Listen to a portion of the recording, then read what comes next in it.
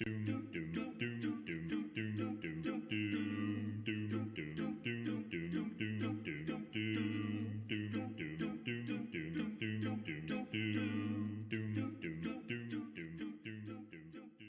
everybody, Chris Bond 21 here, and welcome to the 2019 Halloween special. And to start off, we're looking at Disney's The Haunted Mansion. It was released back in 2003 to tie into the then upcoming release of the Haunted Mansion movie starring Eddie Murphy. And this was back in the days before Disney owned Marvel and Star Wars, and they thought they could turn their rides into feature films.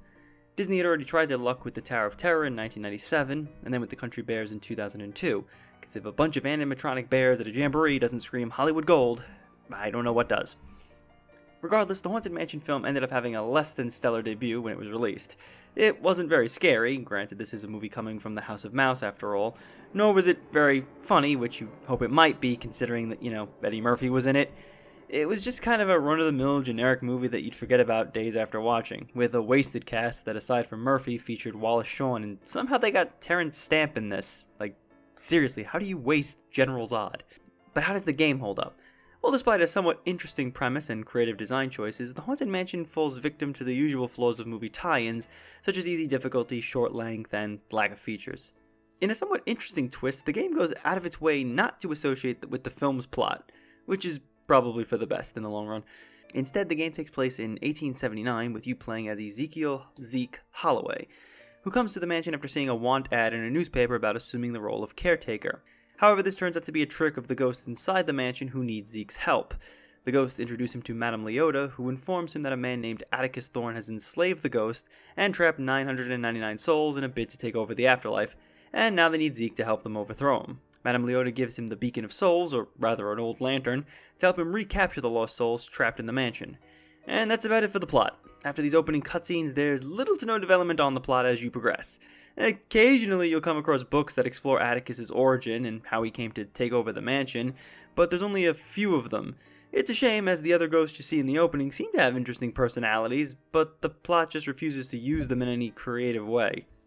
So if you're sitting there thinking that Zeke is going to use that lantern to create constructs and battle enemies, well, sadly you're playing the wrong movie tie-in. Maybe one day we'll get to that.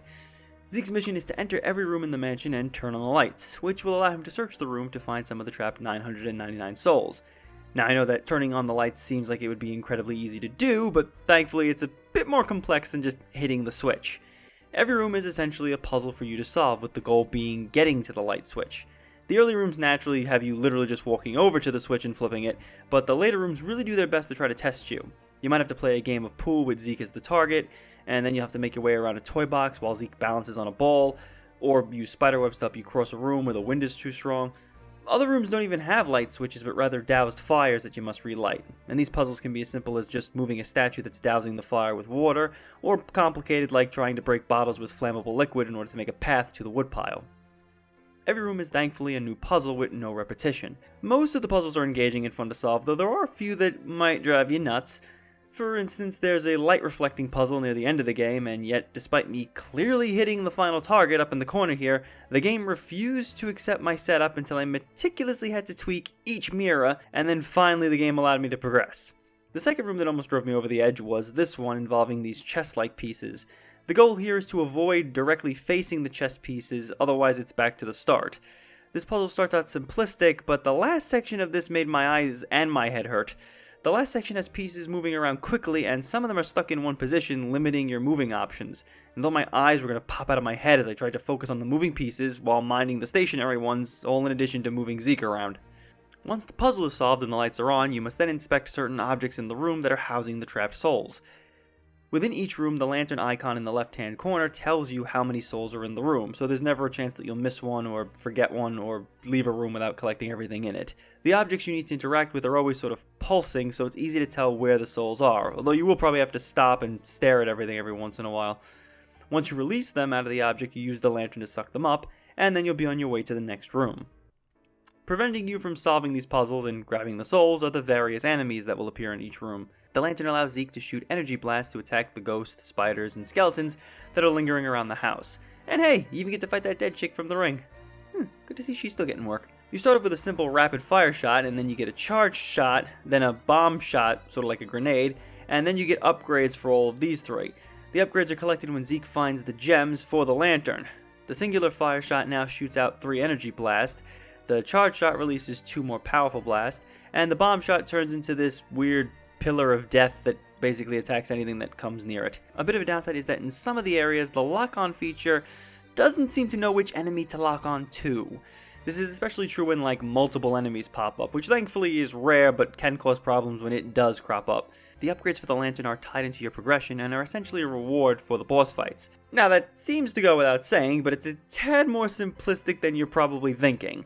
See, early in the game, you go to pick up a lost soul when Leota will mention that you also picked up a piece of a death certificate, and that you should probably find the remaining pieces and then give it to the ghost to whom it belongs to. Now you're probably thinking that you're going to have to scour the entire mansion to find not only the other pieces, but also the ghost. Well, congratulations on having more of a creative mindset than the developers. You see, once you find the first piece of the certificate, you will automatically find the next piece in the next room that you go into when you pick up the last soul, and so on and so forth until you complete it. Once you do, the next room you go into will have a boss fight with Atticus, who's painfully easy. He just teleports around and you just have to spam the basic attack on him. After beating him, the ghost whose certificate you have will now appear, and you get the upgrade. And this happens for all 5 of the upgrades. So it's impossible to not only find all the certificates, and all of the weapon upgrades, and all the souls. And now you might be saying, well, Chris, maybe you just got lucky and went into the right rooms in the right order, and that's why it was so simple to collect everything. Well, I didn't get lucky so much as the game pretty much dictates where you need to go at any given time. See, you need the souls to open up the other rooms in the mansion, but this is done in a very linear fashion. You might be in an area of the mansion where there's 5 doors and a hallway, but you can only enter 1, and after collecting the souls in that room, you can return to the hall and move on to the next available door, in which there will only ever be 1. I think there's only one time near the end of the game where I might have been able to choose between 2 doors, but that was probably it. The game is like a hand-holding collectathon in this regards. You know, like how in Mario 64 and Banjo-Kazooie you're tasked with finding some collectibles to make progress? You don't need every star and jigsaw piece. Those games never put a gun to your head to find all of the collectibles, nor do they guide you to each collectible in a very linear manner. Again, it's impossible to not 100% this game, because by the time the credits roll, you'll have collected everything thanks to this design choice. And those Atticus fights I mentioned are the only boss fights in the game, and they're all painfully easy. He pops up and starts throwing fire projectiles at you and teleporting, but you can easily spam the standard energy move and have the fight finished within seconds. Seriously, they last about maybe a minute, maybe 2, and you might be under the impression that the final battle with Atticus will be a little bit more complex than these standard fights, but you'd be very wrong again. The final battle with Atticus has him transforming into this giant, generic-looking cockroach thing with a jewel stone on his stomach, and he takes away all your lantern gems, seemingly rendering you powerless.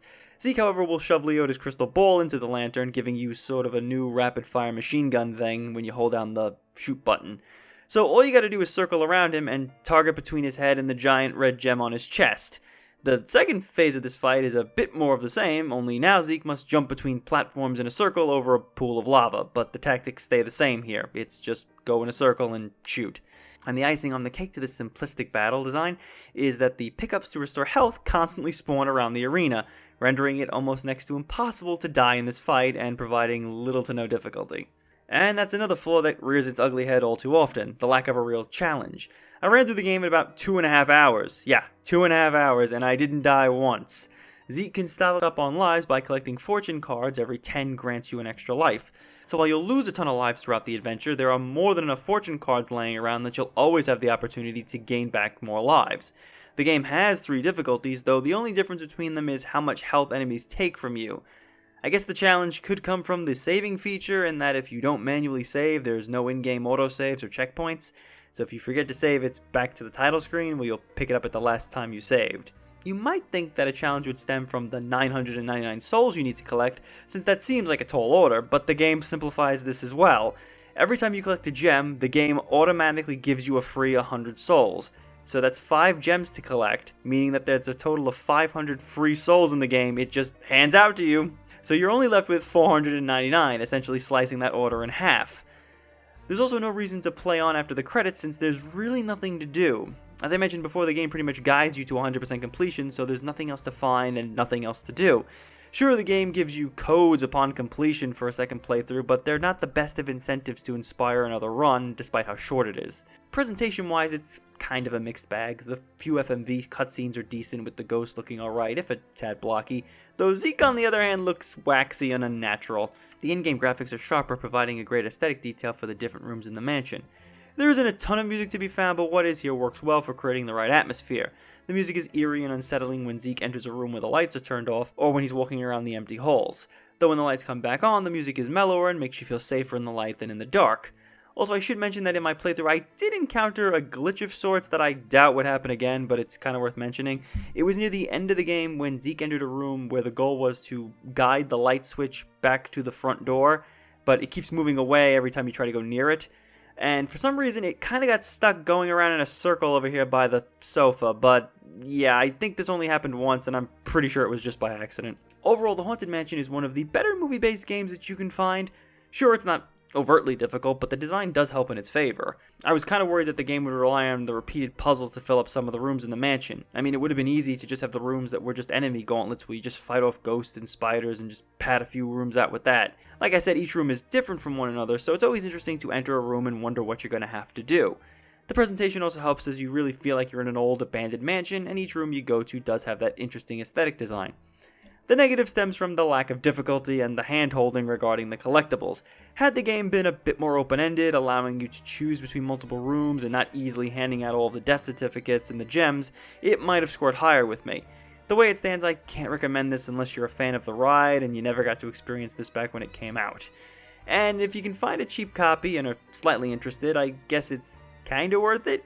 I enjoyed my time with The Haunted Mansion, but I did feel slightly cheated by the lack of challenge and the short length. Granted, I got this copy for less than $10, so it kind of evened out for me, but spending the full retail price back when the game released, it probably would have brought a case of buyer's remorse in me. Well, the 2019 Halloween review special will continue tomorrow night as we look at a game that might have helped inspire The Haunted Mansion's design choices. So thanks for watching, and I'll see you then.